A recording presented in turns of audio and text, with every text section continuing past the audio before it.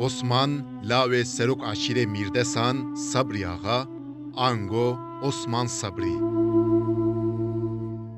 Dupince çile 1905 de Lugunde Narince ye kolika Semsure jidayik bu. Gava ew 10 salî bû bavê wî çû rahmeta Xwedê.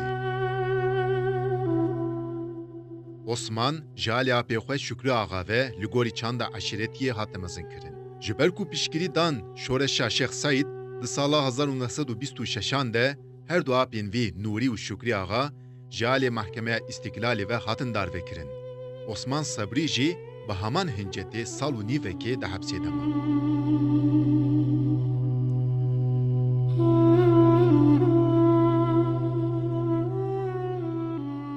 Dema ji hepsê derket wesiyeta apê xwe bi cih anî û kesê ku ew îhbar kirû bûn kuşt. Piştî vê bûyerê berê xwe da binxetê û di sala 1929 de çû Kobanê cem mala Hircobekê.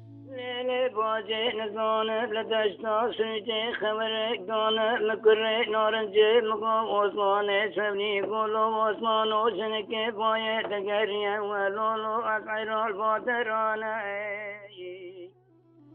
Vê bûyerê li herêmê deng veda û gelek dengbêjan kilam li ser wî gotin.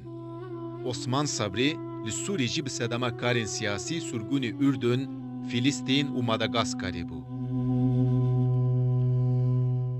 Di tevahiya jiyana xwe de 12 salan di zîndanê de ma, zehmetiya aboriyê gelekî kişand.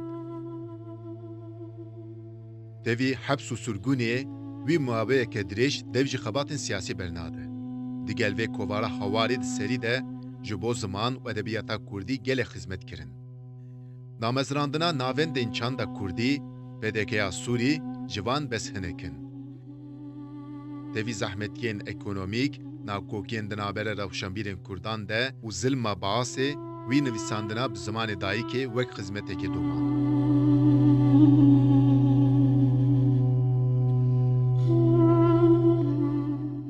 Berhemên xwe bahoz, derdên me, çar leheng, dîwan, bîranîn, elîf baya taqûs di nav tengasiyan de nivîsandin.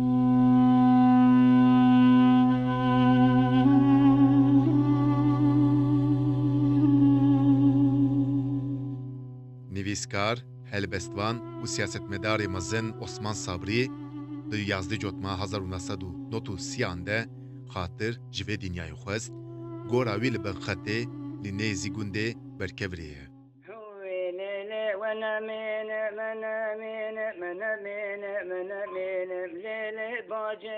من